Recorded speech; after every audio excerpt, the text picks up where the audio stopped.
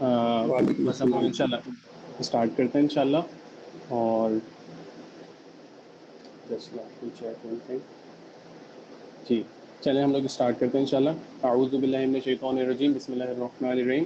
سب سے پہلے میں دعوت دینا چاہوں گا ریان کو کہ وہ قرآن پاک کی تلاوت قرآن پیش کریں.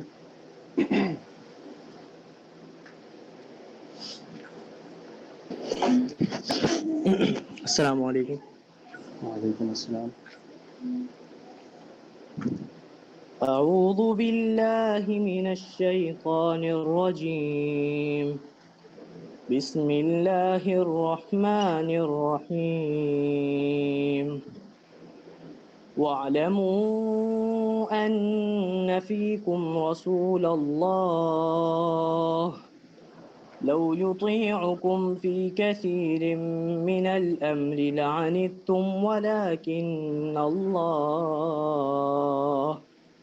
ولكن الله حبب إليكم الإيمان وزينه في قلوبكم وكره إليكم الكفر والفسوق والعصيان أولئك هم الراشدون فضلا من الله ونعمة والله عليم حكيم. وإن طائفتان من المؤمنين اقتتلوا فإن بغت إحداهما على الأخرى فقاتلوا التي تبغي حتى تفيء إلى أمر الله فإن فاءت فأصلحوا بينهما بالعدل وأقسطوا إن الله يحب المقسطين. إنما المؤمنون إخوة فأصلحوا بين أخويكم واتقوا الله لعلكم ترحمون. يا أيها الذين آمنوا لا يسخر قوم من قوم عسى أن يكونوا خيرا منهم ولا نساء من نساء عسى أن يكن خيرا منهن ولا تلمزوا أنفسكم ولا تنابزوا بالألقاب بئس الاسم الفسوق بعد الإيمان ومن لم يتب فأولئك هم الظالمون. يا أيها الذين آمنوا اجتنبوا كثيرا من الظن إن بعض الظن إثم ولا تجسسوا ولا يغتب بعضكم بعضا أيحب أحدكم أن يأكل لحم أخيه ميتا فكرهتموه واتقوا الله إن الله تواب رحيم. يا أيها الناس إنا خلقناكم من ذكر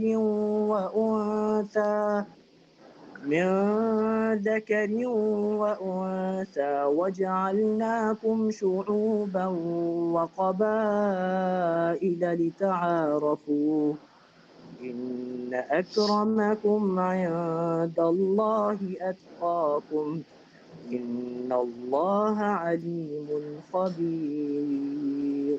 صدق الله العظيم. جزاک اللہ خیر فار ویری بیوٹیفل ریسیٹیشن. اللہ آپ کو اس کا اجر عظیم دے. میں دعوت دینا چاہوں گا محمد عبداللہ بھائی کو فار دی حدیث. اعوذ باللہ من الشیطان الرجیم، بسم اللہ الرحمن الرحیم. آواز آ رہی ٹھیک ہے بالکل. ہے؟ رسول اللہ صلی اللہ علیہ وسلم نے فرمایا تم مومنوں کو آپس میں ایک دوسرے کے ساتھ رحمت و محبت کا معاملہ کرنے اور ایک دوسرے کے ساتھ لطف و نرم خوئی میں ایک جسم جیسا پاؤ گے کہ جب اس کا کوئی ٹکڑا بھی تکلیف میں ہوتا ہے تو سارا جسم تکلیف میں ہوتا ہے، ایسا کہ نیند اڑ جاتی ہے اور جسم بخار میں مبتلا ہو جاتا ہے۔ جزاک اللہ خیر محمد عبداللہ بھائی۔ ٹھیک ہے، ہم لوگ انشاءاللہ سیشن کا آغاز کرتے ہیں۔ اس سے پہلے تھوڑی سی اسٹیٹس ہیں اور فیکٹس ہیں کہ یہ ٹاپک کس بارے میں ہے۔ ہمارے ٹاپک کا نام ہے مسلمس آر ون باڈی، یعنی مسلمان ایک جسم کی طرح ہیں، اور مسلمان ایک جسم ہے، جیسے کہ اللہ تعالیٰ قرآن مجید میں بھی ارشاد فرماتے ہیں کہ مسلمان نہیں ہے مگر بھائی بھائی۔ اور ہم لوگ کو حدیث سے بھی پتہ چلتا ہے، جیسے ابھی محمد عبداللہ بھائی نے بتائی تھی، کہ مسلمان ایک جسم کی مانند ہے، ایک حصے میں بھی تکلیف ہوتی ہے تو پورا جو جسم ہے وہ تڑپ جاتا ہے۔ اگر ہم لوگ پچھلے کچھ سالوں کی یا پچھلے کچھ 50 سال 60 سال ایک صدی پہلے سے دیکھیں تو مسلمانوں پہ جو ظلم ڈھایا جا رہا ہے، بھلے وہ یمن ہو، سیریا ہو، عراق ہو، شام ہو، لبنان ہو، جو اب غزہ ہو، فلسطین ہو، جس کا مسئلہ 100 سال سے ایک صدی پرانا مسئلہ ہے۔ اگر ہم ابھی دیکھیں تو غزہ میں اب تک 40,000 سے زیادہ لوگ شہید ہو چکے ہیں آفیشیل رپورٹ کے حساب سے، اور جس میں آدھے سے زیادہ جو تعداد ہے وہ بچوں کی اور خواتین کی ہے، معصوم لوگوں کی۔ ایک اسٹڈی ہے لینسٹ جرنل انٹرنیشنل، ایک جرنل ہے جس کی اسٹڈی ابھی پچھلے دنوں کچھ عرصے پہلے پبلش ہوئی تھی، تو ان کے مطابق غزہ کے اندر اب تک 1,86,000 لوگ شہید ہو چکے ہیں، یعنی 1,86,000 لوگ۔ کیونکہ جب جنگ ہوتی ہے تو ہر کوئی اٹیک سے اور ایئر میزائلز وغیرہ سے نہیں شہید ہو رہا ہوتا، بلکہ لوگ بھوک سے مرتے ہیں، لوگ پیاس سے مرتے ہیں، لوگ بیماریوں سے مرتے ہیں۔ اسی طرح اگر ہم لوگ سیریا کا حال دیکھ لیں، شام کا حال دیکھ لیں، اب لبنان کا حال دیکھ لیں ہم لوگ، جہاں پر ہزاروں لوگ اب تک شہید ہو چکے ہیں۔ اس سے پہلے اگر ہم لوگ افغانستان کا حال دیکھ لیں، عراق کا حال دیکھ لیں، جہاں پر 10 لاکھ لوگ امریکہ نے اس لیے مارے کہ وہاں پر ویپنز آف ماس ڈسٹرکشن ہے۔ اسی طرح اگر ہم لوگ جتنا پیچھے لے کے جائیں تو مسلمانوں کے جو آج کل کے حالات ہیں اور جو کچھ سالوں سے چلے آ رہے ہیں وہ بہت ہی زیادہ دے آر ویری اوپریسو، اور مسلمانوں پہ جو ظلم ڈھایا جا رہا ہے اس کی کوئی مثال بیان نہیں کر جا سکتی، اور خاص طور پہ جو غزہ میں ابھی جینوسائیڈ ہو رہا ہے۔ تو اسی پہ یہ ٹاپک رکھا گیا ہے کہ مسلمز آر ون باڈی، ہم لوگ کی کچھ ذمہ داریاں ہیں جو کہ ہمیں اپنے بہن بھائیوں کے لیے ادا کرنی ہوں گی، اور کچھ ذمہ داریاں جو ہمارے اوپر لازم ہے کہ ہم لوگ ان کی مدد کریں۔ تو اسی کے بارے میں دعوت خطاب دینا چاہوں گا founder of safe Gaza campaign, اور ہم لوگ آپ کا نہایت مشکور ہیں کہ آپ نے ہمیں ٹائم دیا اور اس سیشن کو جوائن کیا۔ تو میں آپ کو دعوت خطاب دینا چاہوں گا حمیرہ طیبہ کو، جو کہ founder of safe Gaza campaign ہے، کہ وہ اس ایشو پہ مزید روشنی ڈالیں۔ جزاک اللہ خیر۔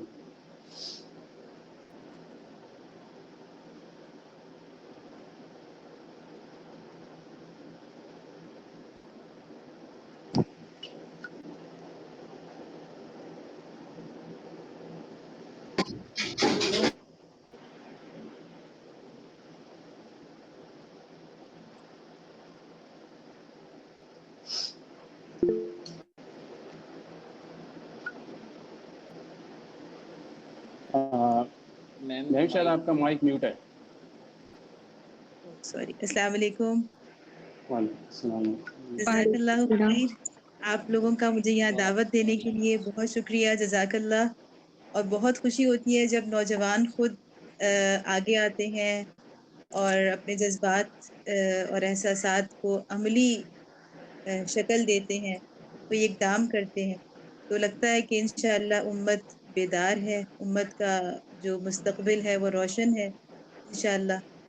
تو سب سے پہلے تو میں این ای ڈی کے طلباء کا جنہوں نے اس مجلس کا اہتمام کیا، ان کا شکریہ ادا کرتی ہوں۔ اور مجھے تھوڑا سا بتائیے گا کہ میرے پاس وقت کتنا ہے بات کرنے کے لیے؟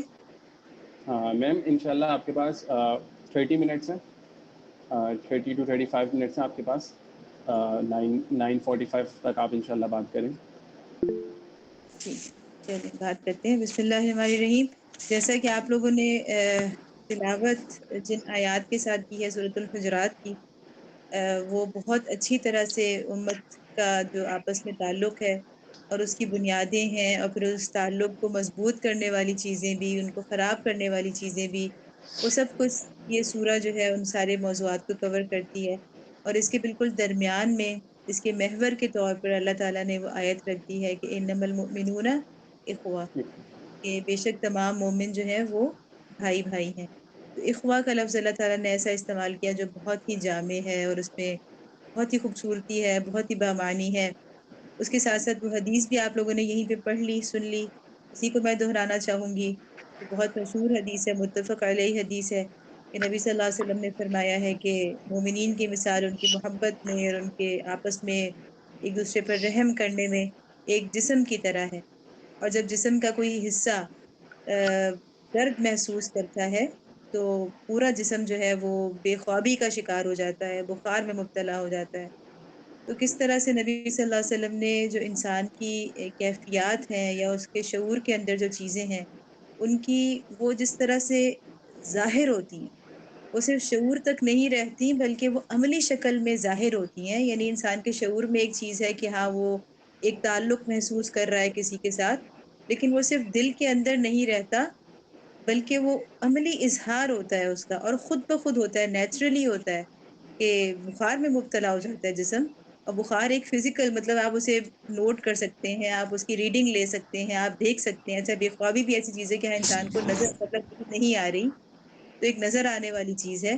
تو مطلب یہ ہے کہ نبی صلی اللہ علیہ وسلم نے کس طرح سے اس کا تعلق جوڑ دیا ہے اس چیز کے ساتھ کہ انسان کے شعور کا کتنا گہرا تعلق اس کے عمل کے ساتھ ہوتا ہے، اور کوئی بھی شعور کی کیفیت ایسی نہیں ہوتی جو انسان کے کا عمل جس کو ظاہر نہ کرے اور وہ اس کی زندگی کے میں عملی اظہار بن کر سامنے نہ آئے۔ تو اسی بات کو آج بھی ہمیں سمجھنے کی بہت زیادہ ضرورت ہے۔ اچھا میں جب یہ سوچتی ہوں نا، ان احادیث پر غور کرتے ہیں ہم، تو وہی بات ہے کہ اگر آپ الفاظ کو پکڑ لیں، الفاظ پہ ہی غور کریں تو الفاظ خود بہت کچھ بتا رہے ہوتے ہیں۔ کہ جس طرح سے آپ دیکھیں کہ اللہ تعالیٰ نے کیا فرمایا کہ انما المؤمنون اخوہ، کہ اہل ایمان آپس میں بھائی بھائی ہیں۔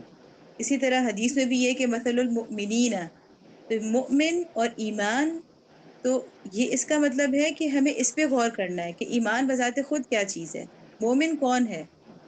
مومن دراصل وہ ہے جس کے پاس ایمان ہے، اور ایمان کیا چیز ہے، ایمان ایک نظریہ ہے۔ تو اس سے یعنی ہم دیکھیں کہ دنیا میں انسانوں کو جو چیز جانوروں سے ممتاز کرتی ہے وہ کیا چیز ہوتی ہے۔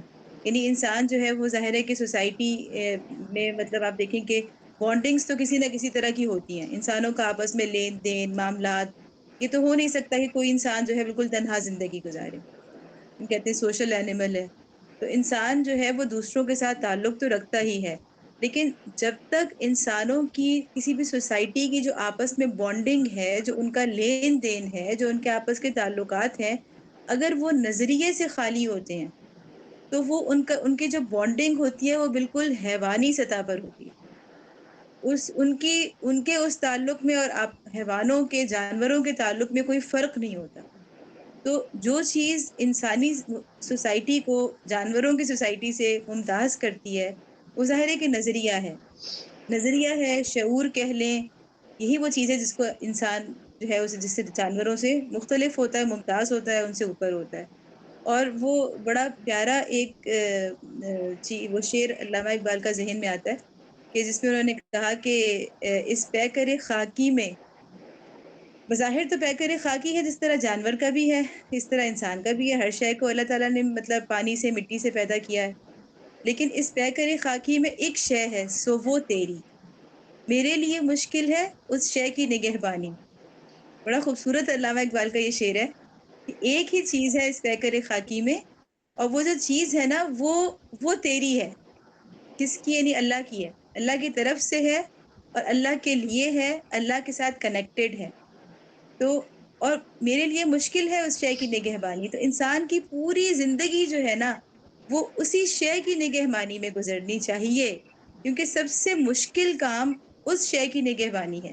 انسان اپنی حیوانی خواہشات کی نگہبانی تو بہت آسانی کے ساتھ کر لیتا ہے، اس کے لیے کچھ کہنا نہیں پڑتا، کوئی کسی کو کہنا چاہیے کہ کسی کو موٹیویٹ نہیں کرنا پڑتا، بلکہ انسان اپنی حیوانی ضروریات کے لیے خود بخود ان کی تکمیل کے لیے خود بخود جو ہے وہ ہر وقت کمر بستہ بھی رہتا ہے، اپنی بھوک کے علاج کے لیے، اپنی تمام خواہشات کے علاج کے لیے انسان تگ و دو کرتا رہتا ہے۔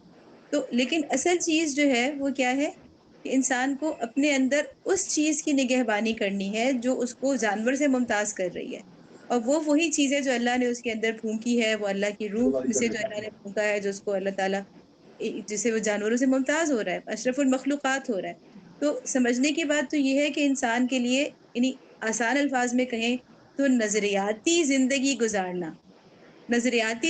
گزارنا دنیا میں سب سے مشکل کام ہے، اور دنیا میں سب سے آسان کام یہ ہے کہ انسان بغیر کسی نظریے کے زندگی گزارتا ہے۔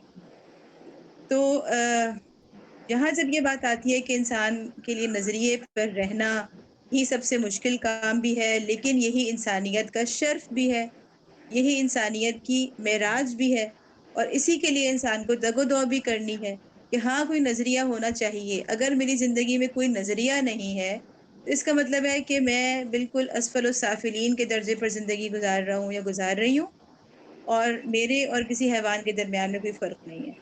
اس لیے اس بات کو سب سے پہلے سمجھنا ہوگا کہ ہماری زندگی میں جو سب سے زیادہ ویلیویبل چیز ہے، سب سے قیمتی چیز ہے، جس پہ ہمیں کوئی کمپرومائز نہیں کرنا چاہیے، جس کو ہمیں بالکل بھی حقیر نہیں سمجھنا چاہیے، وہ ہمارا کیریئر نہیں ہے، وہ ہمارا سٹیٹس نہیں ہے، بلکہ وہ ہمارا نظریہ ہے۔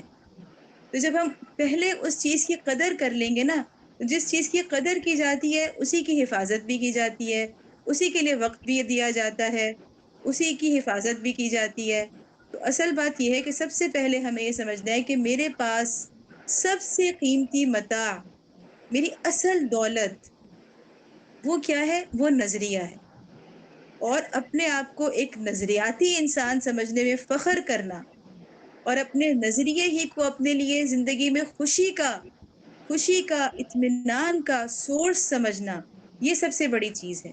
اب وہ نظریہ کیا ہے؟ وہ نظریہ ایمان ہے۔ ایمان دراصل ایک نظریہ ہی ہے۔ اچھا، پھر آپ اس سے آگے جائیں تو یہ سمجھ میں آتا ہے کہ جن لوگوں کے پاس ایمان نہیں ہوتا تو وہ بھی کسی نہ کسی وجہ سے، تو ظاہر ہے کہ جب انسان کے اندر اللہ نے یہ بات رکھ دی ہے کہ وہ حیوانی سطح سے بلند تو ہونا ہی چاہتا ہے، انسان کے اندر خود بخود اللہ تعالیٰ نے یہ چیز رکھ دی ہے۔ تو جب وہ اس کے پاس ایمان نہیں ہوتا تو اس کی جگہ کوئی نہ کوئی نظریہ تو لیتا ہے وہ جگہ۔ تو ہم یہ دیکھتے ہیں کہ انسانوں کے اندر ایک ایسی چیز ہے کہ وہ مادی سطح سے اوپر اٹھنا چاہتے ہیں، وہ چاہتے ہیں کہ وہ حیوانی سطح سے اوپر اٹھیں، اور اسی لیے جب آپ وہ نظریہ نکال دیتے ہیں بیچ میں سے، ایمان کا نظریہ نکال دیتے ہیں، تو انسانوں کو کسی مطلب یہ آپ یہاں پہ ایک پوائنٹ آپ یہ سمجھ لیں کہ جو بھی نظریہ ہوتا ہے نا وہ کسی نہ کسی مشن سے ریلیٹڈ ہوتا ہے۔ یعنی کوئی بھی ایسا نظریہ، کوئی ایسی تھیوری نہیں ہوگی انسانی زندگی، کوئی ایسی فلسفی نہیں ہوگی انسان کی زندگی کے بارے میں جو کسی مشن سے خالی ہو۔ ہر نظریہ، ہر فلسفی انسان کی زندگی کے بارے میں، انسان کو کیسے زندہ رہنا چاہیے اور انسان کی حیثیت کیا ہے دنیا میں، جو بھی نظریہ ہوگا انسان کے بارے میں وہ ضرور اس کو کوئی نہ کوئی گول، کوئی نہ کوئی مشن دے رہا ہوگا۔ جیسا کہ آپ دیکھ لیں کہ اسلام، یعنی اگر ہم یہ دیکھیں کہ ایمان ایک نظریہ ہے تو وہ جو مشن دیتا ہے وہ اسلام ہے، ٹھیک ہے؟ وہ انسان کو یہ مشن دیتا ہے کہ آپ کو سرنڈر کرنا ہے، آپ کو صرف اپنی ذات کو نہیں، پورے معاشرے کو، پھر پوری دنیا کو آپ کو اللہ کے تابع کرنا ہے۔ تو یہ ایک نظریہ ہے اور یہ ایک مشن ہے۔ ایمان ایک نظریہ ہے اور اسلام ایک مشن ہے۔ اسی طرح ہر نظریہ انسان کے سامنے اور انسانی سوسائٹی کے سامنے ایک بڑا مشن رکھتا ہے۔ تو نظریہ کبھی مشن سے خالی نہیں ہو سکتا، اور وہ مشن کیا ہوتا ہے کہ وہ اس کو پریکٹیکلی ایک تھیوری ہوتی ہے، ایک فلسفی ہوتی ہے، اور پھر پریکٹیکلی وہ اس کو انسانی سطح سے بلند کرنے کے لیے، کچھ بڑے مقاصد کے لیے، کچھ اونچے کاموں کے لیے، کچھ کہنا چاہیے کہ حیوانی سطح سے اوپر اٹھنے کے لیے اس کے سامنے دنیا میں کچھ رکھتا ہے کہ تمہیں ہاں یہاں تک پہنچنا ہے، تمہیں یہاں تک آگے بڑھنا ہے۔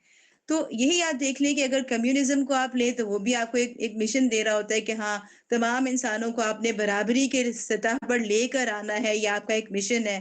اگر آپ لبرلزم کو دیکھ لیں، سیکولرزم کو دیکھ لیں، تو ہر جو فلسفی ہے، ہر نظریہ جو ہے وہ انسانوں کو ایک مشن دیتا ہے کہ ہاں آپ سوسائٹی کو یہاں تک لے کر آئیں گے، اس کے لیے آپ کو ایفرٹ کرنی ہے، اس کے لیے آپ کو قربانی دینی ہے، اس کے لیے آپ کو محنت کرنی ہے۔ تو ہر نظریہ جو ہے وہ ایک مشن ضرور دیتا ہے، اس لیے کہ انسان کے اندر ہی اللہ تعالیٰ نے انسان کو بنایا ہی ایسا ہے کہ وہ ضرور کوشش کرتا ہے کہ وہ اپنی ذات سے اوپر اٹھے اور اپنے ذاتی مفادات سے اوپر اٹھے، اور ہمیشہ انسان جو ہے ایسے انسانوں کو بہتر سمجھتے ہیں، اچھا سمجھتے ہیں، اعلیٰ سمجھتے ہیں، جو کہ اپنی ذات سے اوپر اٹھ کے کچھ کر رہے ہوتے ہیں۔ اچھا، اب اگر ہمارے پاس ہمیں اس بات پہ اب یہ کہ ایمان بھی ایک نظریہ ہے اور اس کی جگہ کوئی اور چیزیں بھی کچھ نظریات دے سکتی ہیں، تو ہم اپنے ایمان کے نظریے پر ہی سوری میری کال آ رہی ہے، 1 منٹ میں جی، تو ہم اپنے ایمانی نظریے پر اتنے خوش کیوں ہوں اور کیوں اتنے مطمئن ہوں؟ کیونکہ ہمیں پتا ہے کہ جو ہمیں ایمان کی شکل میں جو نظریہ ملا ہے اور اسلام کی شکل میں جو مشن ملا ہے، وہ تمام نظریات سے زیادہ پاورفل ہے، اور وہ ایسا ہے کہ جس میں یعنی وہ انسان کے اوپر سے پاورفل کس طرح سے ہے؟ بس ایک جملے میں اگر آپ اس کو یوں سمجھ لیں کہ وہ انسان کو حقیقی طور پر ہر طرح کی غلامی سے آزادی دلا دیتا ہے، پھر انسان کسی کا غلام نہیں رہتا۔ تو جب وہ کسی کا غلام نہیں رہتا نا، تو کیا ہوتا ہے کہ وہ انسانیت جو ہے وہ یعنی ہر طرح کی زنجیروں سے، ہر طرح کے تفریقات سے وہ باہر نکل آتی ہے۔ اور جب تک اگر آپ دیکھیں، جب ایک چھوٹی سی میں آپ کو اس کی مثال دوں کہ جب لوگوں نے مذہب کو، پہلے لوگوں کے ریلیجن کا ایک ہمیشہ سے تاریخی طور پر مذہب کا انسانی سماج میں ایک حیثیت رہی ہے، اور لوگوں نے ہمیشہ مذہبی بنیادوں کے اوپر قربانیاں بھی دی ہیں، تحریکیں بھی چلائی ہیں، اور جنگیں بھی لڑی ہیں، اور سیاست بھی کی ہے۔ لیکن جب لوگوں نے یہ سوچا کہ یعنی جب یہ آپ سمجھیں کہ مغربی دنیا کے اندر جو ہے وہ ایک انقلاب آیا، سائنسی انقلاب آیا، اور انہوں نے مذہب کو اٹھا کے ایک طرف رکھ دیا اور مذہب کو اپنی زندگی سے باہر کر دیا، تو اب ان کو ضرورت تو پڑی کہ وہ جو گیپ تھا انسان کو مادی سطح، یعنی انسان کو حیوانی سطح سے اوپر لانے کے لیے، تو اس گیپ کو تو فل کرنا تھا۔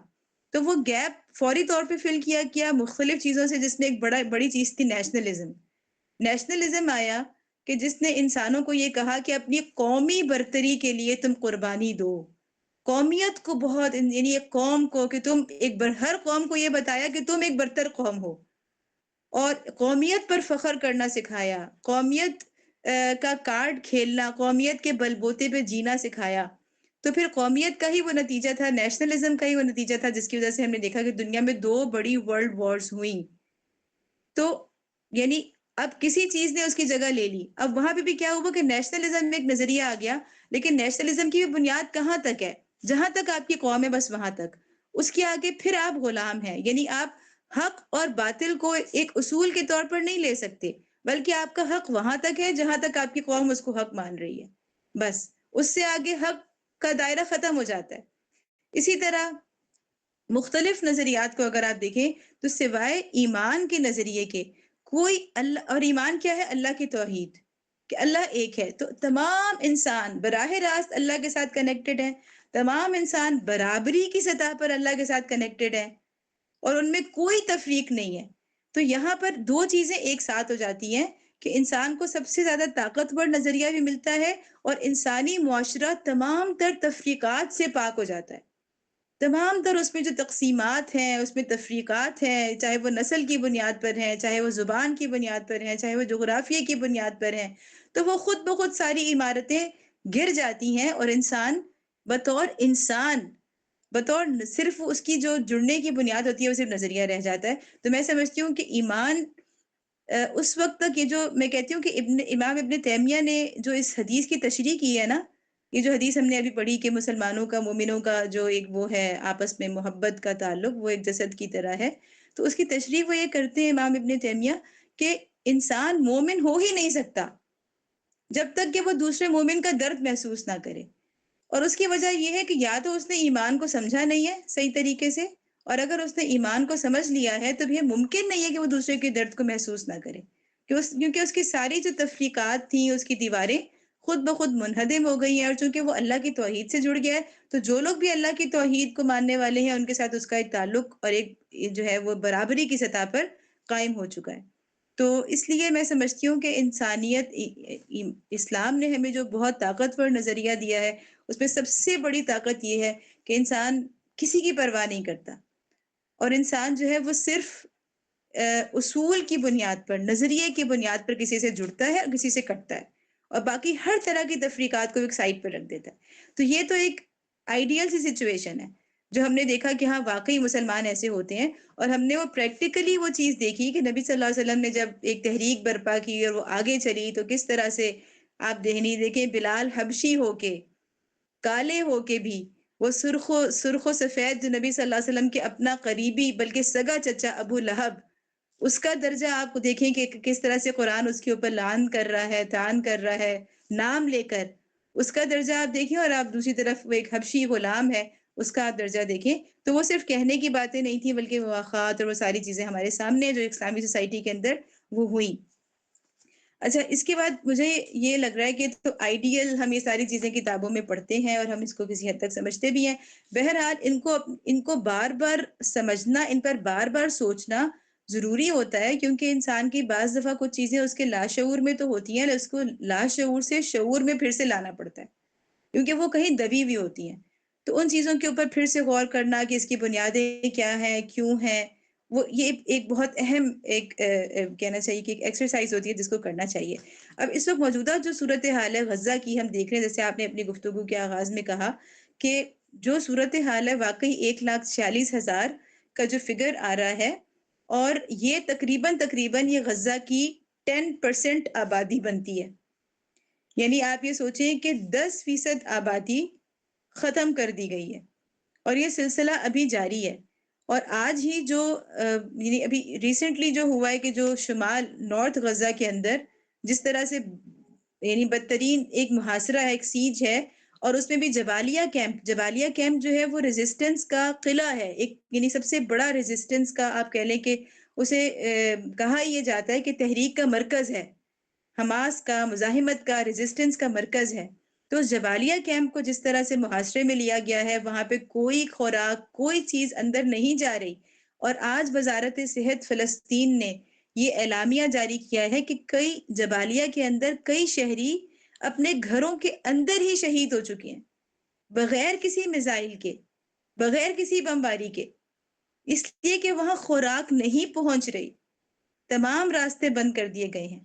تو یہ جو صورتحال ہے، ہم 1 سال سے ہم اس صورتحال کو دیکھ رہے ہیں، تو وہی بات ہے کہ اگر ہمارے اندر ایمان ہے تو ہم واقعی ہم نہیں سو سکتے۔ اگر آج غزہ میں کوئی نہیں سو رہا تو ہم بھی نہیں سو سکتے چین کی نیند، اگر آج جبالیہ میں کوئی نہیں سو پا رہا تو ہم بھی نہیں سو سکتے، اس لیے کہ ہم دیکھتے ہیں کہ روز رات کو جیسے ہی رات ہوتی ہے تو کوئی نہ کوئی کسی نہ کسی علاقے پر اٹیک کیا جاتا ہے، اور وہاں کے بچے، وہاں کے شہری مسلسل 1 سال سے خوف کی کیفیت کے اندر زندگی گزار رہے ہیں۔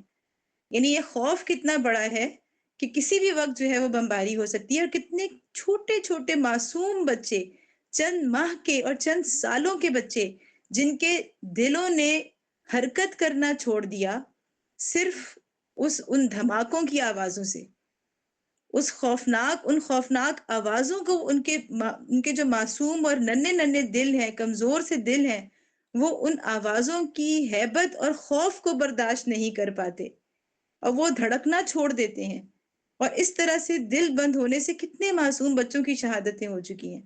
تو ہم یہ سوچیں کہ جب ہمارے بچے اس حالت کے اندر ہیں، اور اس کے علاوہ کئی وہ لوگ ہیں، جو بات آ رہی ہے کہ ویسے تو 45,000 کا فگر ہے، تو یہ 1,46,000 کیسے ہو گیا؟ اس میں سے بہت سارے وہ لوگ ہیں جنہیں اسرائیل قیدی بنا کے لے جاتا ہے، جنہیں اغوا کیا جا رہا ہے، جنہیں غائب کیا جا رہا ہے، اور جنہیں وہ لے جا رہے ہیں ان کی آپ صورتحال، یعنی جن پرزنرز کی کچھ ویڈیوز آئی ہیں، جو تصویریں وہاں سے آ رہی ہیں کہ پرزنرز کے ساتھ کیا سلوک ہو رہا ہے، یعنی انسان سوچتا ہے کہ اس سے تو بہت بہت آسان ہے کہ انسان شہید ہو جائے، لیکن جو ان کی قید میں جو لوگ ہیں ان کا ہم تصور بھی نہیں کر سکتے کہ ان کے دن اور رات کیسے گزر رہے ہیں، اور جب وہ وہاں سے ریلیز ہو کے آتے ہیں تو ان کی مینٹل جو ہے وہ سچویشن کیسی ہوتی ہے، ان کی فزیکل سچویشن کیسی ہوتی ہے، وہ سب کچھ، وہ ویڈیوز، وہ چیزیں ہمارے سامنے ہیں۔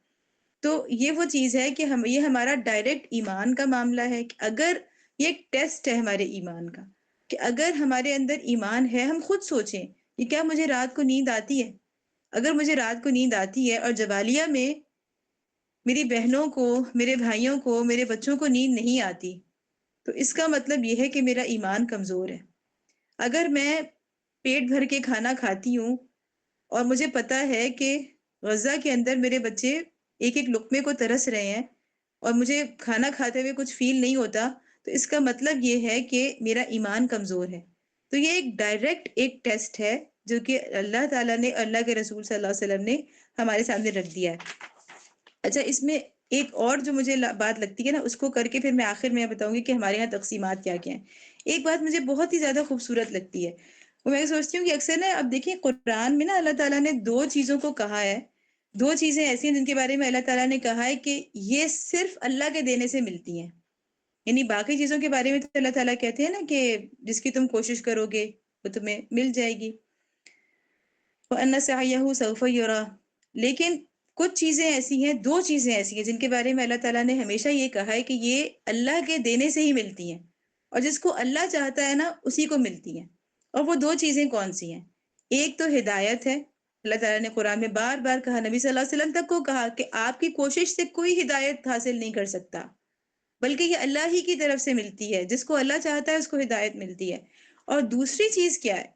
دوسری چیز وہ ہے جس کے بارے میں اللہ تعالیٰ نے سورۃ الانفال میں کہا ہے کہ وہ الف بین قلوبہم لو انفقت ما فی الارض جمیعا ما الفت بین قلوبہم ولکن اللہ الف بینہم، کہ اللہ تعالیٰ نے کہا کہ اللہ ہی نے ان کے دلوں کو آپس میں جوڑا ہے، اور اگر تم دنیا کا، زمین کا پورا مال بھی، زمین میں جتنی دولت ہے وہ سب بھی تم خرچ کر دیتے اس کام کے لیے کہ ان کے دل آپس میں جڑ جائیں، تو تم ان کے دلوں کو نہیں جوڑ سکتے تھے، لیکن اللہ نے ان کے دلوں کو جوڑا ہے۔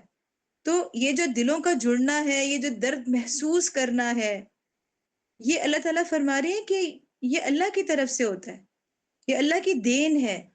اور آپ بہت سارا مال خرچ کر کے بھی یعنی اب وہی بات ہے کہ ہم کتنا کچھ نہیں دکھا رہے میڈیا پہ، یعنی کیا کچھ ہم 7 اکتوبر 2023 سے اپنی سکرینز پر دن رات نہیں دیکھ رہے، سب کچھ ہم دیکھ رہے ہیں، لیکن اگر پھر بھی ہمیں وہ درد محسوس نہیں ہو رہا تو اس کا مطلب ہے کہ صرف دیکھنے سے نہیں ہوتا، کچھ بھی ہو جائے جب تک اللہ نہ چاہے تو ہمیں وہ فیلنگ نہیں آ سکتی۔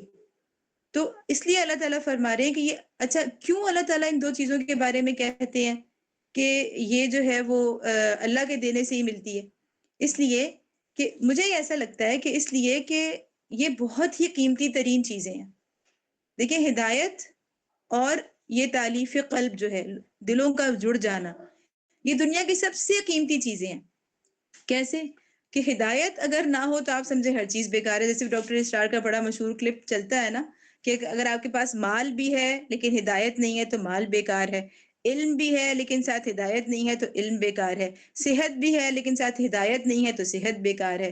یعنی ہر چیز بیکار ہے، ڈسٹ بن میں جانے والی ہے، ٹھیک ہے، یوز لیس ہے ہر چیز جب تک کہ اس کے ساتھ ہدایت نہ ہو۔ یہ ہدایت تو یعنی سب سے امپورٹنٹ چیز دنیا میں ہمارے لیے زندگی میں ہدایت ہے۔ اسی طرح دوسری چیز تالیف قلب، اگر پریکٹیکلی اگر آپ نے اسلام کے مشن کو لے کے چلنا ہے، ایمان کے نظریے پر عمل کرنا ہے، ٹھیک ہے، تو اس کے لیے پہلی چیز کیا ہے کہ آپ کو متحد ہونا ہے، آپ کے دلوں کو آپس میں جڑنا ہے۔ کیونکہ اگر آپ اتنے بڑے بڑے ایمان کے دعوے کرتے ہیں اور آپ کہتے ہیں کہ آپ اس زمین پر اللہ کے خلیفہ ہیں اور آپ اس زمین کی اصلاح کرنے والے ہیں، یا جو بھی آپ کے نظریات ہیں، ان پر آپ کبھی بھی عمل نہیں کر سکتے جب تک کہ آپ کے دل آپس میں جڑے ہوئے نہیں ہیں۔ اور یہی وہ چیز ہے کہ جس نے مسلمان امت کو تباہی میں دھکیلا ہوا ہے، کہ ہم یعنی اسرائیل کی جتنی آبادی ہے صرف اتنی مسلم امہ کے پاس ریزروڈ آرمی ہے۔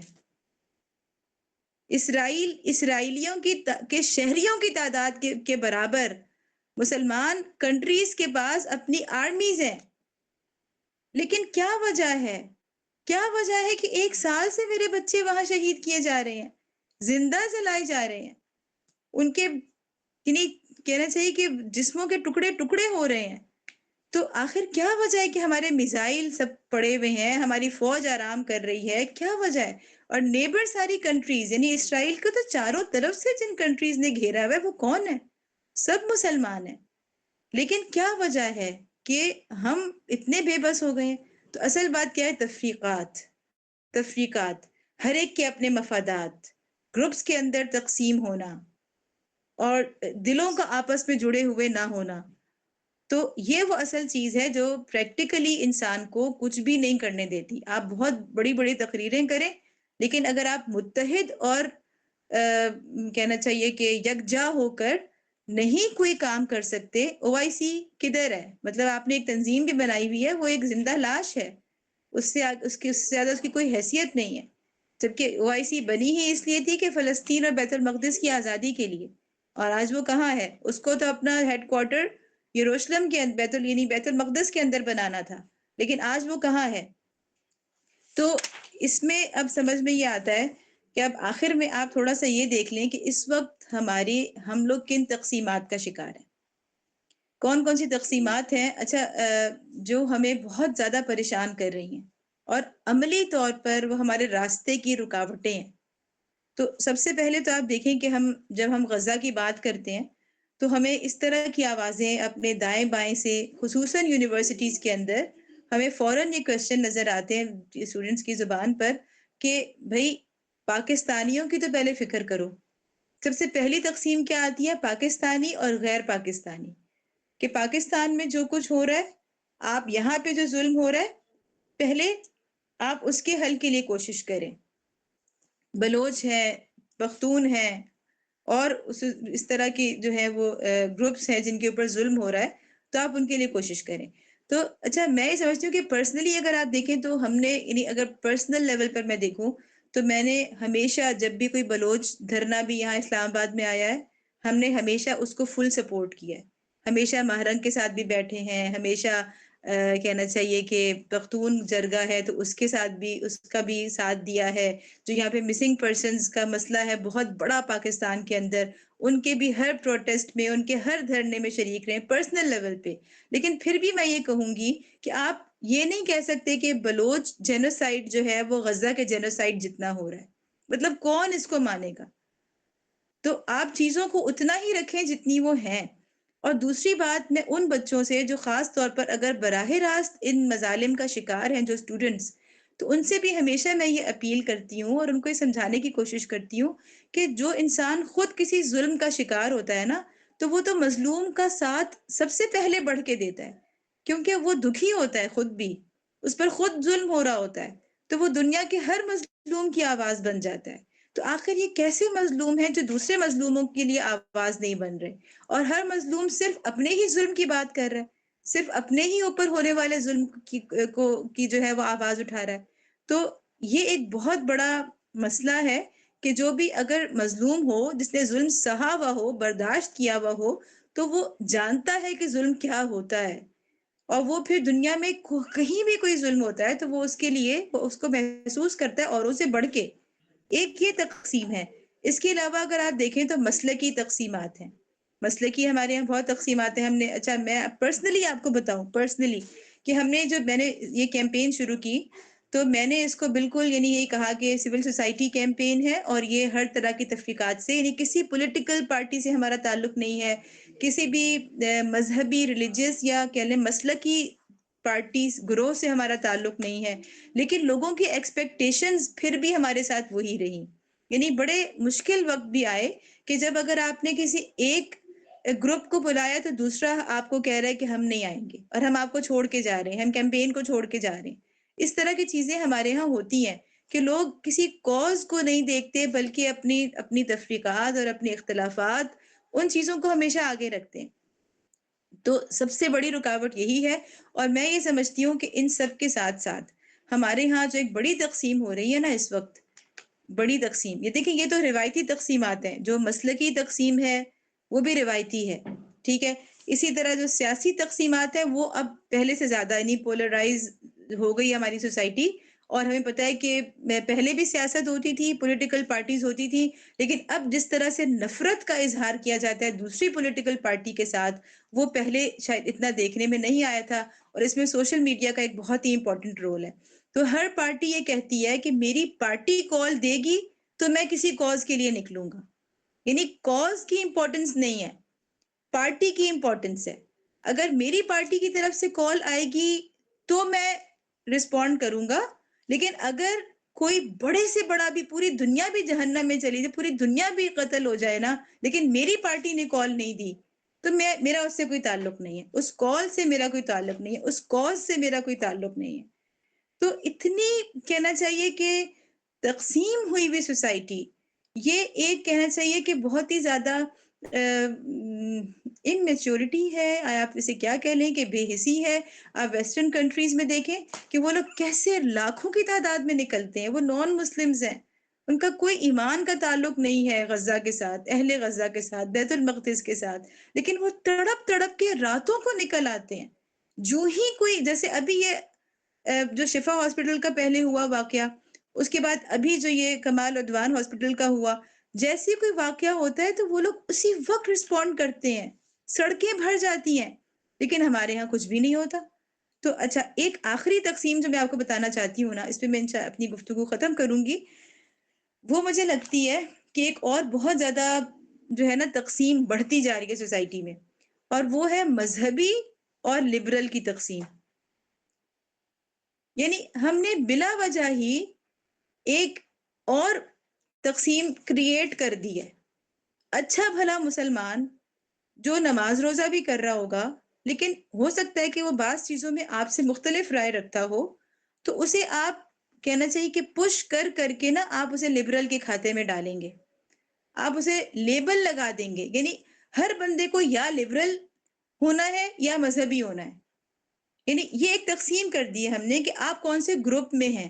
وہ باقاعدہ ایک گروپ ہم نے نیا کریٹ کر دیا ہے کہ یہ تو مذہبی ہے اور یہ لبرل ہے. تو یہ ایک ایسی تقسیم ہے کہ جو بالکل میں سمجھتی ہوں کہ بہت ہی خطرناک ہے، اور اس کی وجہ سے ہم لوگوں کی اصلاح کے بجائے اور ان کے اوپر اصلاح کے دروازے بند کر رہے ہیں، اور ان کو زبردستی دھکیل رہے ہیں، غیر مذہبی ہونے پر انہیں کہنا چاہیے کہ مجبور کر رہے ہیں کہ ہاں یہ جو وہ اپنے گلے میں یا اپنا وہ ایک لیبل جو ہے اسے قبول کر لیں. اور یہ چیزیں بھی، میں ساری چیزیں جو ہیں ہمیں اپنی کیمپین کے اندر بھی کہنا چاہیے کہ خود ایکسپیرینس بھی کرنا پڑتا ہے ان کا. اور لوگوں کی ڈیمانڈ یہ ہوتی ہے کہ وہ سمجھتے ہیں کہ آپ کو ہر چیز یا تو یعنی جیسے ہم نے ہمیشہ یہ سمجھانے کی کوشش کی کہ آپ کا ضروری نہیں کہ آپ ہر ایک کو یہ کہیں کہ اگر میں ایمان کے تعلق سے آ رہی ہوں اس کیمپین میں، اور میں ایمان کے تعلق کی وجہ سے غزہ کے لیے آواز اٹھا رہی ہوں، تو ہر ایک کو ایمان ہی کی بنیاد پہ آنا چاہیے. اگر کوئی انسانیت کی بنیاد پر بھی آ رہا ہے تو مجھے قابل قبول ہے. میں پہلے اس کے ایمان کو ٹیسٹ نہیں کروں گی، میں پہلے اس کے ایمان کو کہنا چاہیے کہ ناپ تول نہیں کروں گی کہ وہ کتنا ہے، اور اس کے بعد میں کہوں کہ ہاں آپ اس پلیٹ فارم پہ آئیں. بلکہ جس طرح سے کہ نبی صلی اللہ علیہ وسلم نے، کی ایک آخری مثال ہے کہ جس طرح سے نبی صلی اللہ علیہ وسلم نے اسلام آنے سے پہلے ایک معاہدہ کیا تھا، تو ایک سوشل کانٹریکٹ تھا، اور وہ ظلم کے خلاف تھا، جسے حلف الفضول کہا جاتا ہے. تو جب اسلام آ گیا اور اسلامی تحریک برپا ہو گئی، اس کے بعد بھی نبی صلی اللہ علیہ وسلم نے فرمایا کہ اگر آج بھی مجھے حلف الفضول کا ممبر بننے کا موقع ملے، جو کہ جس میں کہ صرف مسلمان نہیں تھے، وہ تو اس وقت تو اسلام ہی نہیں آیا تھا، لیکن وہ ایک سوشل جسٹس کے لیے ایک معاہدہ تھا، وہ ظلم کی ہر شکل کے خلاف تھا، اور اس میں اسلام اور غیر اسلام کی تفریق نہیں تھی. تو نبی صلی اللہ علیہ وسلم نے فرمایا کہ اگر آج بھی مجھے حلف الفضول کا حصہ بننے کا موقع ملے تو میں اس پہ خوشی محسوس کروں گا. اور اسی طرح کے الفاظ ہیں نبی صلی اللہ علیہ وسلم کے. تو یہ وہ چیزیں جو ہمیں سمجھ میں آتی ہے کہ ضروری نہیں ہے کہ ہم نے سوسائٹی کو تقسیم کرنا ہے، بلکہ ہم نے سوسائٹی کو متحد کرنا ہے. اور اس کو خاص طور پہ جو غزہ کا ایشو ہے، اس کے اوپر ہم نے نہ صرف مسلمانوں کو تو ایک کرنا ہی ہے، بلکہ تمام انسانیت کو اس میں متحد کر کے، اور تمام انسانیت کو جو بھی غزہ کے لیے کھڑے ہیں، جو اس کا مقدمہ لڑ رہے ہیں، جو ہم سے آگے بڑھ کے، جو ساؤتھ افریقہ ہے وہ مسلمان نہیں ہے لیکن وہ غزہ کا مقدمہ فرنٹ پہ جو ہے وہ آ کے لڑ رہا ہے، تو ہم نے تمام انسانیت کو اس کے اوپر جمع کرنا ہے.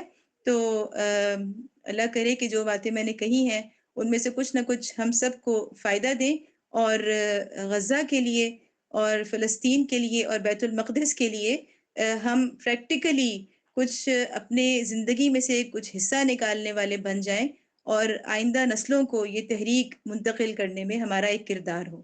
شکریہ.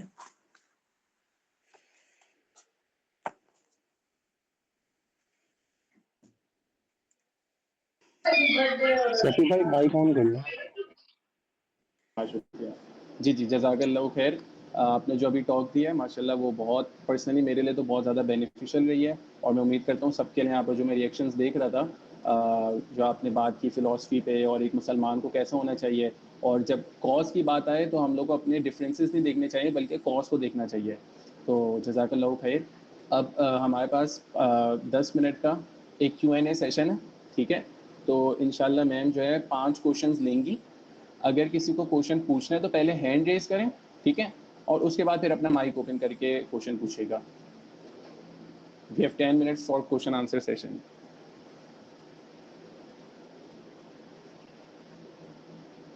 جی ختیجہ راجپوت, آپ جی السلام علیکم.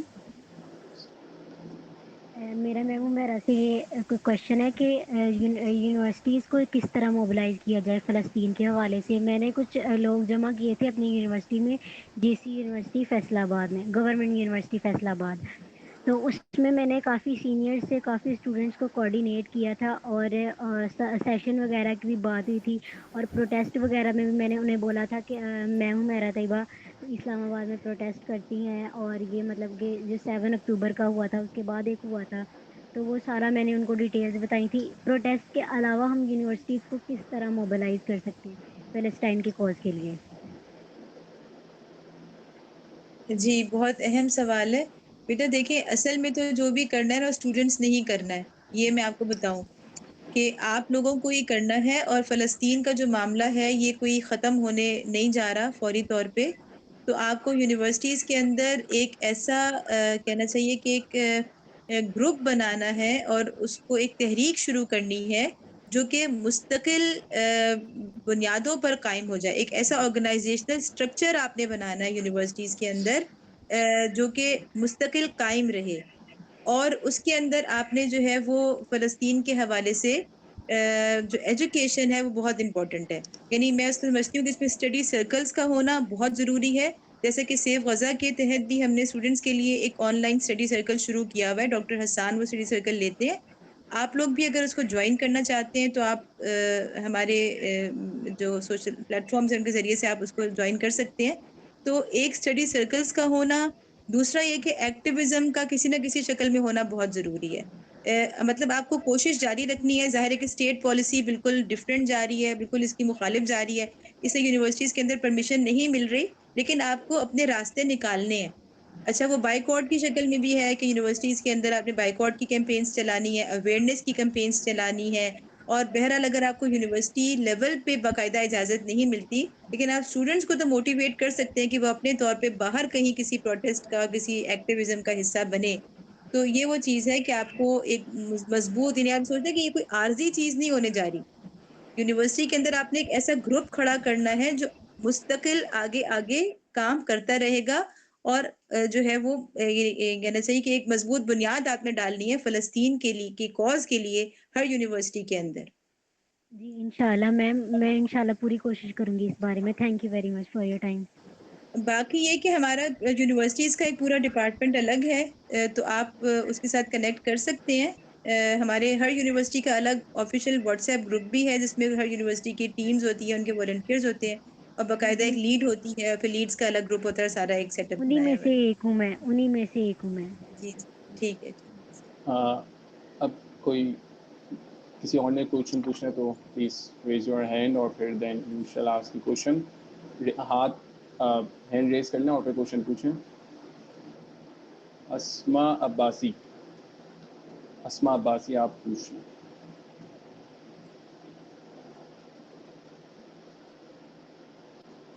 السلام علیکم.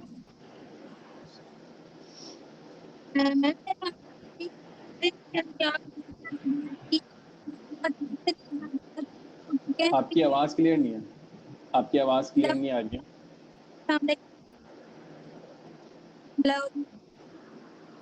کلیئر. اسما آپ کی آواز لیگ کر رہی ہے.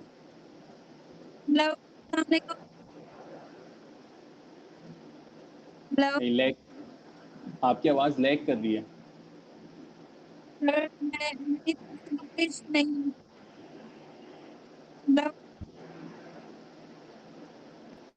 آپ ایک کام کریں, اپنا کوشچن چیٹ باکس میں ڈال دیں.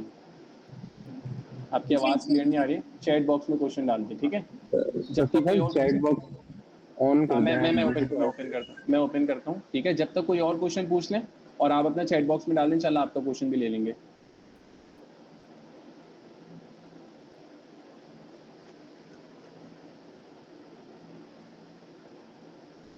محمد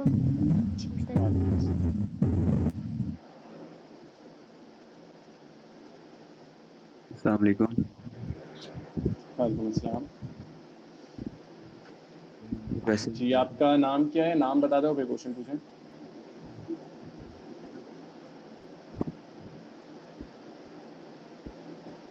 میرا نام صباحت ہے. جی صباحت آپ پوچھیں. جی السلام علیکم میم. میرا نام صباحت ہے اور میں نوشہرہ میڈیکل کالج کی جو ٹیم ہے اس کو کر رہی ہوں. کویشچن اس حوالے سے ہے کہ ہم لوگ ڈفرینٹ ایکٹیویٹیز یونیورسٹی میں کرتے رہتے ہیں. تو ہم نے ریسنٹلی ایک ایکٹیویٹی کی تھی جس میں ہم نے ہمارے کالج میں ایک لٹریری ویک ہوا تھا. اس میں 2 ڈے تھا, تو اس میں لوگ زیادہ آتے ہیں. تو ہمارا یہ تھا کہ اس طرح کی ایکٹیویٹیز ہوتی ہیں جس میں اس طرح کے لوگ بھی آ جاتے ہیں جو اگر ہم اسپیسیفکلی کسی کاز کے لیے ان کو انوائٹ کریں تو پھر وہ نہیں آتے نا. تو ہمارا وہ یہ تھا کہ ہم لوگ اس طرح کی آڈینس کو ٹارگیٹ کر سکیں اور میکسیمم لوگوں کو ٹارگیٹ کر سکیں. تو اس میں ہم نے ایک پارلیمنٹری ڈبیٹ ٹائپ سیشن رکھا تھا جس میں پرو پیلسٹینین اور کویشچن پرو اسرائیلی اس طرح کے کویشچن آنسر اور اس طرح کے تھے, اور ہم نے بہت سارے ڈاؤٹس لوگوں کو اس میں آپ کی جو آواز ہے نا, ایک تو سوری آپ کی بیک گراؤنڈ نوائز آ رہی ہے اور آپ کی آواز بہت سلو, بہت ہلکی آ رہی ہے. اگر آپ تھوڑا سا اونچا بول لیں, اور بیک گراؤنڈ نوائز آ رہی ہے پیچھے سے. جی اچھا.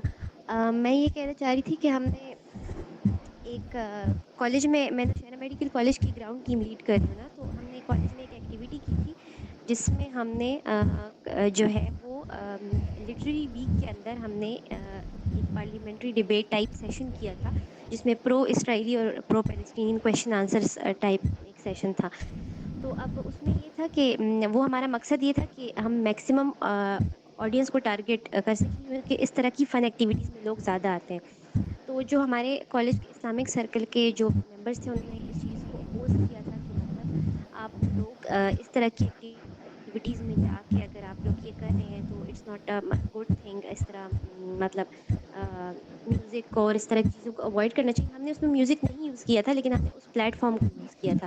تو وہ ہماری پھر اسپیسیفکلی ہماری جو ٹیم ہے اس میں زیادہ تر لڑکیاں ہیں, تو وہ یہ بھی کہتی ہیں کہ لڑکیوں کا جانا ایسی جگہوں پہ یا جو ہے وہاں جا کے یہ سارا کچھ کرنا تو یہ ٹھیک نہیں ہے, مطلب ان اے سینس. تو اسلامک سرکل والے ویسے بھی اس طرح کی ایکٹیویٹیز میں پارٹیسپیٹ کرنے کو اپوز کرتے ہیں. تو میرا میڈم سے یہ کویشچن ہے کہ ہم, اور پھر جو اپوز کر رہی تھی وہ ہماری ٹیچر بھی ہمیں پڑھاتی بھی ہیں, تو آپ ہمیں اس حوالے سے گائڈ کریں کہ ہم کیا اسٹریٹجی یوز کریں. پھر اس طرح تو اگر ہم لوگ ہر چیز کو اوائڈ کریں گے پھر ہم کوئی بھی ایکٹیویٹی نہیں کر سکتے.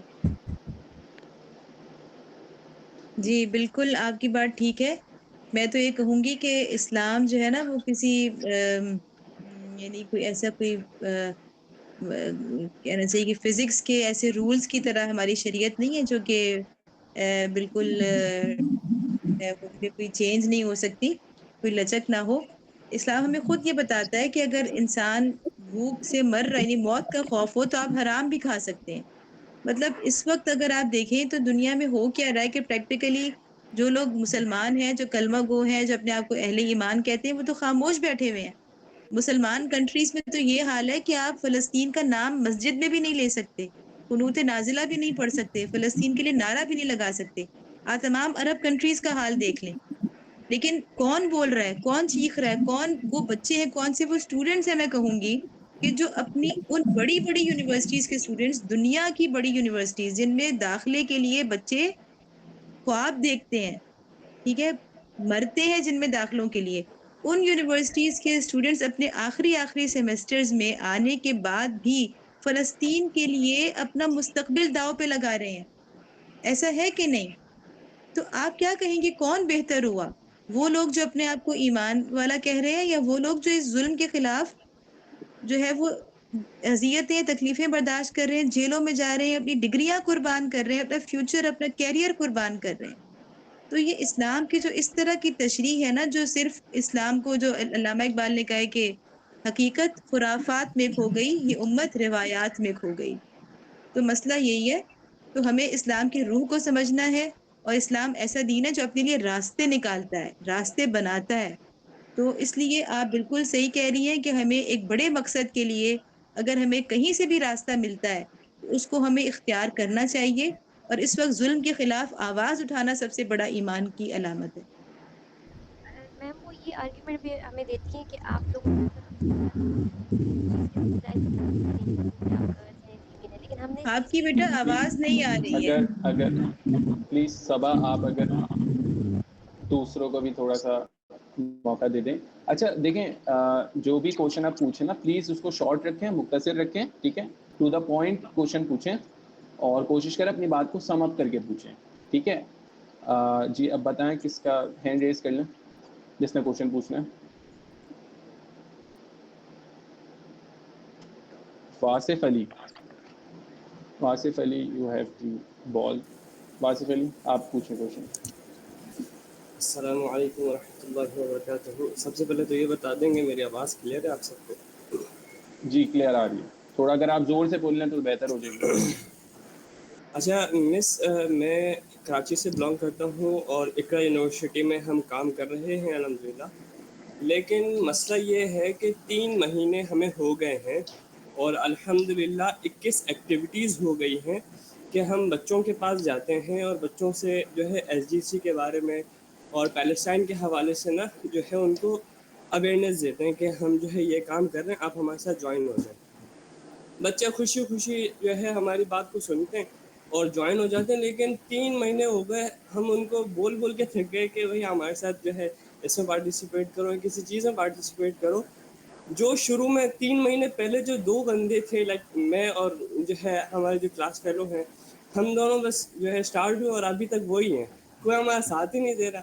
اب میں آپ سے بس یہ پوچھنا چاہ رہا ہوں کہ آپ کو ایک ایسی اسٹریٹجی بتا دیں ہمیں کہ ہم اس کو چینج کریں یا کیا کریں. لائک ہماری کراچی میں بہت ساری یونیورسٹیز ہیں جس میں ماشاءاللہ بہت اچھا کام چل رہا ہے.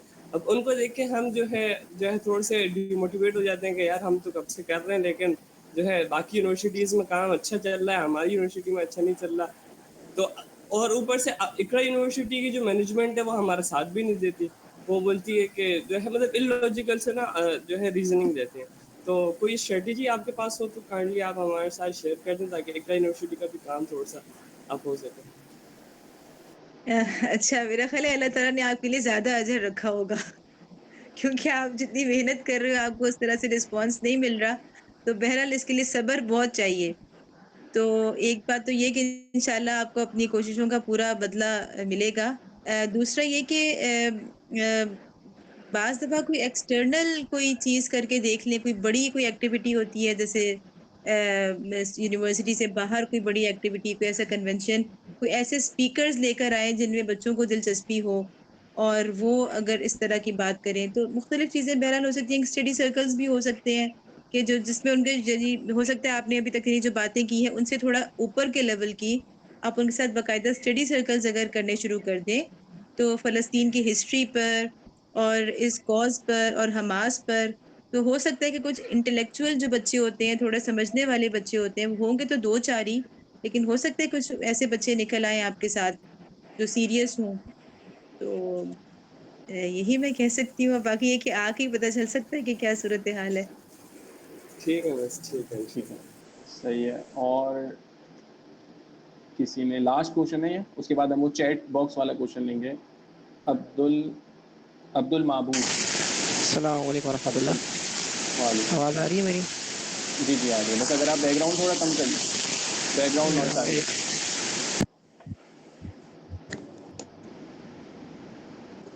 اب صحیح ہے، بہتر ہے. ہاں آپ صحیح ہے. جی جی. اچھا، میرا کویسچن یہی اسی سے ریلیٹڈ تھا جو کراچی والے بھائی نے جو بولا ہے. آپ کی تو الحمدللہ ٹیم اچھی بنی ہوئی ہے. ہم تو پشاور سے ہیں اور پچھلے 1 سال سے ہماری یہ محنت چل رہی ہے اور ابھی تک صرف 2 بندوں کے علاوہ جو ایک بھائی ابھی آئی تھنک سو کہ اویس بھائی سن رہے ہوں گے میری بات اور جوائن ہوئے ہوں گے، وہ اور میں ہیں صرف غزہ پشاور کے. تو باقی مجھے نہیں لگتا کہ جب تک سانسیں چل رہی ہیں انشاءاللہ تعالی ہمارا کام جاری رہے گا، باقی اللہ قبول کرنے والی کی ذات۔ اور یہ ہے کہ سیف غزہ جو کراچی والے جو ہیڈ ہیں ان کے ساتھ میرا پرسنلی رابطہ ہے اور الحمدللہ ان کی اچھی خاصی ٹیم بنی ہوئی ہے۔ تو میم آپ ہمیں یہ کوئی راستہ بتائیں کہ چلیں یہ ٹیم پہ تو ہم ورک کر رہے ہیں ٹیم وغیرہ پہ، جو ایک طرح سے مسجدوں کو جو موبلائز کرنے کی بات ہے کہ مسجدوں کے امام صاحب سے ہم کیسے بات کریں، ان کو ہم کیسے ایسے یہ بات کریں کہ ہر جماعت کے اندر فلسطین کے حوالے سے بات کریں۔ مثال کے طور پہ کوئی اگر وہاں پہ کسی کی فوتگی ہو جاتی ہے محلے میں، اس کے لیے ہاتھ اٹھا لیے جاتے ہیں، لیکن شہید اسماعیل خانیہ کے لیے نہیں ہاتھ اٹھائے جاتے، سلوار کے لیے نہیں ہاتھ اٹھائے گئے، حزب اللہ کے لیے نہیں اٹھائے گئے، ٹھیک ہے۔ تو یہ اس حوالے سے کیا ہم ان کو یہ کیسے گائیڈ کریں؟ یہ ہمارے ساحل الدین بھائی نے بھی بہت اچھا بتایا تھا کہ مسجدوں سے ہم نے شروع کر رہے ہیں، لیکن کیسے شروع کرنا ہے وہ طریقہ کار ہمیں ابھی تک نہیں معلوم ہوا۔ اچھا، اس میں یہ کہ جیسے ابھی واصف نے بات کی تھی نا اقرا یونیورسٹی کی کہ ہمیں رسپانس نہیں ملتا، تو اس وقت میرے ذہن میں فوراً پشاور ہی آیا تھا کیونکہ پشاور کا مجھے صورتحال معلوم ہے کہ اویس اور آپ جس طرح سے محنت کر رہے ہو آپ لوگوں کو بالکل رسپانس نہیں مل رہا۔ تو بہرحال میں پھر بھی یہ کہوں گی کہ فوکس آپ یونیورسٹیز کو ہی رکھیں، مساجد میں کام ضرور کریں لیکن اپنی بہت محنت نہ لگائیں۔ مطلب ہمارا جتنا تجربہ ہے وہ یہی ہے کہ مطلب آپ کو بہرحال اگر رزلٹ ملے گا نا تو آپ کو یونیورسٹی سے ہی سب سے زیادہ ملے گا۔ اچھا، دوسرا یہ کہ مساجد کے لیے ہم نے جس طرح سے یہاں پہ اسلام آباد پنڈی میں کوشش کی ہے تو ہمیں بہرحال کچھ نہ ہونے سے تو کافی کچھ مل گیا ہے کہ ہمیں نیچے کے لیول سے شروع کیا ہے، اور ایریاز یعنی ہر علاقے کی جو لیڈنگ مساجد ہوتی ہیں انہی میں سے پہلے آپ کو کوئی نہ کوئی ایک ایسی فگر چاہیے جن کا تھوڑا سا کوئی اثر و رسوخ ہو مساجد کے اوپر، ان کو پہلے آپ اپنے ساتھ کریں گے تو پھر آگے کام چلے گا۔ جیسے پنڈی اسلام آباد میں کچھ ایریاز میں اس طرح ہم نے کیا ہے تو اس سے فائدہ ہوا ہے۔ پھر وہی لوگ جن کا اپنے آس پاس کی مساجد کے اوپر ایک ہوتا ہے، ایک اثر و رسوخ ہوتا ہے، وہ اگر آپ کے ساتھ آ جاتے ہیں تو پھر آگے اس سے ملاقاتیں اور نشستیں اور ساری چیزیں پھر باقی وہ ہم نے خط بھی نکالا ہے جس میں کہ سینیٹر مشتاق صاحب کے دستخط کے ساتھ بھی خط ہے، وہ بھی ہم ان کو دیتے ہیں کہ اس میں آفیشیل لیٹر ہے، اس میں بتایا جاتا ہے کہ آپ کیوں اور اس لیے اس کام کے لیے نکلیں، بات کریں۔ تو یہ ساری چیزیں ہیں، لیکن اصل میں ایک آپ کو خود اسی میدان کے کچھ لوگوں کو پہلے اپنے ساتھ لینا ضروری ہوتا ہے۔ ٹھیک ہے، بس یہ میم آخری کوشچن ہے جو چیٹ باکس میں جن کا مائک کا شروع میں ایشو ہو رہا تھا، بس وہ کوشچن میں آپ کو بتا دیتا ہوں، اس کے بعد ہم انشاءاللہ کنکلوڈ کرتے ہیں۔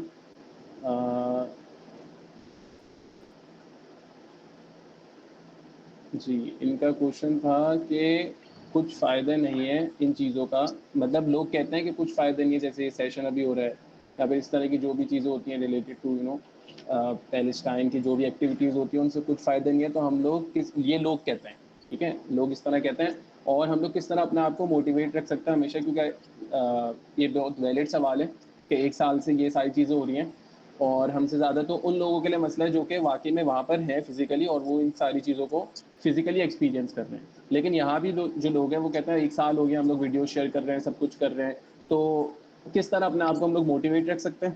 اور جو لوگ کہتے ہیں کہ اس سے کچھ نہیں ہوتا، سیشن سے کچھ نہیں ہوتا یا اس طرح کی ایکٹیویٹیز سے کچھ نہیں ہوتا، تو اس کا کیا جواب ہے؟ دیکھیں، وہی سچی بات یہ ہے کہ اس سے کچھ نہیں ہوتا، لیکن اصل چیز ہوتا ہے نکلنے سے۔ میں یہ آپ سے پوچھتی ہوں کہ یمن کی طرح کون نکلا ہے؟ آپ کو پتا ہے کہ یمن میں ہر ابھی 1 سال ہو گیا نا، 1 سال ہو گیا، ایک جمعہ بھی ایسا نہیں گزرا جس میں کہ ان کا جو کیپٹل ہے سنا، وہاں پر 1 لاکھ سے کم بندہ نکلا ہو۔ آپ مجھے بتائیں، تو ظاہر ہے کہ یہ اویئرنیس سیشنز جو ہوتے ہیں یا اویئرنیس کیمپینز جو ہوتی ہیں، اگر یہ صرف اویئرنیس برائے اویئرنیس ہے تو واقعی کوئی فائدہ نہیں، لیکن یہ اویئرنیس برائے ایکٹیویزم ہونا چاہیے، نکلنا ہے۔ مجھے بتائیں پاکستان میں کون نکل رہا ہے؟ لوگ دھرنے دے رہے ہیں اپنی اور چیزوں کے لیے اور مطالبات کے لیے۔ کیا کہیں ہم نے کیپٹل میں، اسلام آباد میں، لاہور میں، کراچی میں مطالبات کو لے کر اسٹریٹ فارورڈ مطالبہ حکومت سے فوراً مداخلت کرو، اسلحہ بھیجو، حماس کی حمایت کرو، ان مطالبات کے لیے ہم نے 1 لاکھ بندہ نکلا ہے؟ جب 1 لاکھ بندہ جس دن نکل آئے گا نا اور پھر آپ مجھے کہیں کہ فائدہ نہیں ہوا تو میں آپ کی بات مان جاؤں گی۔ تو اصل بات یہ ہے کہ لوگ سمجھ نہیں رہے اس بات کو کہ ہمیں نکلنا ہے۔ ابھی تک تو آپ نکلے ہی نہیں ہیں، ابھی تک پاکستانی قوم نہیں نکلی۔ اس کو میں نکلنا نہیں کہتی جو آپ 6 مہینے بعد 2 مہینے بعد آپ نکل جاتے ہیں اور ایک اظہار یکجہتی کر کے گھروں کو واپس آ جاتے ہیں۔ ہمیں اپنی پوری واضح ڈیمانڈز کے ساتھ نکلنا ہے گورنمنٹ آف پاکستان سے، دھرنے دینے ہیں. حماس ہمیں کہہ رہی ہے، حماس بار بار کہہ رہی ہے امریکن ایمبیسی کے باہر دھرنے دو، بیٹھ جاؤ اپنے مطالبات کو لے کر. لیکن ہم ابھی تک 1 سال ہو گیا، ہم جس کو نکلنا کہتے ہیں پاکستانی قوم نے وہ کام نہیں کیا، پاکستان کی پولیٹیکل پارٹیز نے وہ کام نہیں کیا. تو جب آپ نے کیا ہی نہیں ہے تو آپ کیسے کہہ سکتے ہیں فائدہ نہیں ہے؟ البتہ جو اپنے آپ کو موٹیویٹ رکھنے کی بات ہے، میں سمجھتی ہوں آپ کو جتنا یقین ہوتا ہے نا اندر سے، آپ کو باہر سے کوئی بندہ موٹیویٹ نہیں رکھ سکتا، سب آپ کو ڈی موٹیویٹ ہی کریں گے. مجھے کتنے لوگوں نے ڈی موٹیویٹ کیا کہ کیا پاگل پن ہے، لیکن الحمدللہ میں کبھی ایک دن کی 1 سیکنڈ کے لیے بھی ڈی موٹیویٹ نہیں ہوئی ہوں. مجھے پتا ہے کہ یہ کام کرنا ہے اور کرنا ہے. اگر ایک بندہ بھی میرا ساتھ نہ دے تو میں اکیلے بھی اپنی ڈیمانڈز کو لے کے پلے کارڈ لے کے میں کھڑی رہوں گی جب تک کہ غزہ کے اندر یہ سلسلہ جاری ہے. تو یہ تو یقین کی بات ہے، آپ کو پتا ہو اپنی ڈائریکشن کا کہ ہاں یہ ٹھیک ہے، میں جو کام کر رہی ہوں وہ ٹھیک ہے، تو پھر آپ انشاءاللہ کبھی بھی آپ کو باہر سے موٹیویشن کی ضرورت نہیں ہوگی. ٹھیک ہے، جزاک اللہ. آپ کراچی میں بھی اگر کوئی جماعت اسلامی کوئی بات آتی ہے تو مطلب آپ نے بیٹا آواز نہیں آ سمجھ رہی نہیں ہے آ آپ رہی، کی. آپ کی آواز لیگ کر رہی ہے بہت زیادہ. اچھا، میں ایک سوال پٹ ان کر سکتا اگر آواز آ رہی ہے کلیئر؟ لیکن ویسے ٹائم اوور ہو گیا کوشچنس میں، ہم نے 10 منٹ کی بات کی تھی، مہم کو بھی اب پریشانی ہو رہی ہوگی. اچھا تو چلیں، اگر میں اجازت دیتی ہوں. چلے میم آخری آپ سوال لے اجازت لیں، آخری چلیں، سوال لے لیں. آخری سوال کر لیں بس انشاءاللہ. اچھا، میں اس طرح کہ اکثر ہمیں مطلب جب ایک جذبہ نظر آتا ہے نوجوانوں میں تو اسلامی حلقوں سے آتا ہے کہ بھئی یہ چیزیں جلدی نہیں ہوتی. صلاح الدین ایوبی بھی تھے، انہوں نے بھی ایک عرصہ لگایا، اس کے بعد جا کر جو ہے وہ فتح ہوا بیت المقدس جو ہے. تو گریجولی ہیں یہ چیزیں اور یہ ایک دم نہیں ہونی. تو ہم مطلب اس پہ یہ ہے کہ لوگ جو اپنی ایک تحریک کی شکل بننی ہے وہ اس وجہ سے نہیں بن پاتی. تو آپ سمجھتی ہیں کہ جو مذہبی حلقے ہیں یا جو جماعتیں ہیں جہاں پہ مذہب کا ایک رجحان ہے اور وہ اسی کے علم بردار ہیں اسلام کے، تو وہاں پر جب اس طرح کے مطلب اس طرح کی دلائل آتے ہیں جو کہ مطلب جلدی ایکشن پہ نہیں ابھارتے، بلکہ وہ کہتے ہیں کہ ابھی تو ٹائم لگے گا، بڑا عرصہ لگے گا، تو آپ بس تھوڑی تھوڑی محنت کرتے رہیں اپنی اپنی جگہ، کوئی بڑا جو کام ہے وہ نہ کریں یا کوئی بڑی موو نہ کریں. تو یہ ہمارے فائدے میں ہیں اس طرح کی کیمپینز کی یا پھر؟ اچھا، میں آپ کا سوال اگر سمجھی اس میں 2 طرح کی چیزیں ہیں. بعض لوگ تو وہ کہتے ہیں کہ جی آپ کوئی ایکٹیویزم نہ دکھائیں، پروٹیسٹ نہ کریں، یہ تو کمزور لوگوں کا کام ہوتا ہے، آپ اپنے ایمان کو مضبوط کریں. یعنی بعض مذہبی جماعتیں، مذہبی گروہ، مذہبی تنظیمیں وہ ہیں جو مسلسل 1 سال ہو گیا غزہ میں جینوسائیڈ کا، ایمرجنسی کا، اور وہ کہہ رہے ہیں کہ آپ کو سٹل اپنے ایمان پہ محنت کرنی ہے. ٹھیک ہے، تو ان کو تو میں سمجھتی ہوں کہ وہ شاید اللہ تعالیٰ ان کو بھی وہ سمجھ دیں. بہرحال میری سمجھ میں یہ والا ایمان نہیں آتا کہ آپ کے بہن بھائی مر رہے ہیں اور آپ کہیں کہ ابھی بھی مجھے اپنی ذاتی تزکیے پر اور اپنے ایمان کے اوپر محنت کرنی چاہیے. ٹھیک ہے. دوسرے، اگر آپ ان لوگوں کی بات کر رہے ہیں جو یہ کہہ رہے ہیں کہ ہمیں کوئی بڑا سٹیپ نہیں لینا، مطلب اس وقت تو بڑا سٹیپ ہی لینے کی ضرورت ہے، البتہ یہ ہے کہ فوری حاصل نہیں ہوگا. یہ تو میں بھی آپ سے کہہ رہی ہوں کہ یہ نہیں کہ میں آپ سے کہوں کہ 2 + 2 4 کی طرح ہم آج نکلیں گے اور 1 مہینے بعد ہماری گورنمنٹ جو ہے وہ اپنی ڈائریکشن چینج کر لے گی. ہمیں استقامت دکھانی ہوگی، ہمیں کھڑے رہنا ہوگا. جس طرح سنا میں لوگ، یمن میں لوگ 1 سال ہو گیا ہے نا، وہ نہیں تھک رہے نکلنے سے. تو اس طرح ہمیں بھی ایکٹیویزم کرنا ہے، نکلنا ہے، مطالبات کی تحریک لے کے چلنا ہے، لیکن جلدی نہیں مچانی اس کے لیے. لیکن اگر آپ کہیں کوئی بڑا سٹیپ ہی نہیں لینا تو یہ بہرحال یہ بات سمجھ میں آنے والی نہیں ہے. اگر ابھی بڑا سٹیپ نہیں لینا تو پھر کب لیں گے؟ جزاک اللہ. ٹھیک ہے، بس ایک آخر میں ایک اناؤنسمنٹ تھی، ایک ریکویسٹ تھی. جن کو ٹیم فارمیشن میں مسئلہ ہو رہا ہے تو الحمدللہ ہماری این ای ڈی میں بھی ٹیم بنی ہوئی ہے جس میں ہم لوگ کام کر رہے ہیں. ہماری کچھ ایکٹیویٹیز بھی پہلے ہو چکی ہیں. تو اگر کسی کو ٹیم کے حوالے سے مسئلہ ہو رہا ہے تو میں نے ایک نمبر چیٹ باکس میں ڈالا، آپ اس پہ کانٹیکٹ کر لیں. ٹھیک ہے، تو بس انشاءاللہ اس کے بعد اس میٹنگ کو ہم لوگ اینڈ کرتے ہیں.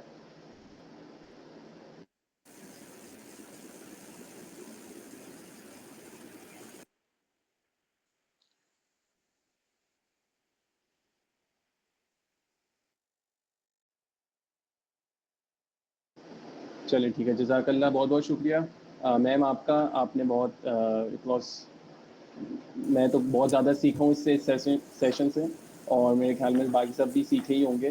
تو بس انشاءاللہ آپ کا بہت شکریہ, اور جتنے بھی لوگ یہاں پر موجود ہیں جو اپنا ٹائم نکال کر آئے ان کا بہت بہت شکریہ, اور اس کوشش میں لگے رہیں انشاءاللہ. آج نہیں تو کل انشاءاللہ ضرور فلسطین آزاد ہوگا. جزاک اللہ خیر. صفی بھائی, اللہ صفی بھائی, حافظ. صفی بھائی میں جی یہ جی کہہ رہا ہوں کہ جو ہے اختتامی دعا پڑھ لیں, جو اس جو ہے جب ہم جو ہے کوئی ڈسکشن کرتے ہیں تو ڈسکشن کے اینڈ میں جو دعا پڑھی جاتی ہے وہ پڑھ لیتے ہیں. سبحان ربک رب العزت عما یصفون وسلام علی المرسلین والحمد للہ رب العالمین. آمین. ٹھیک ہے, جزاک اللہ, بہت بہت شکریہ واسف بھائی. چلیں کنکلوڈ کرتے ہیں انشاءاللہ. جزاک اللہ, السلام علیکم.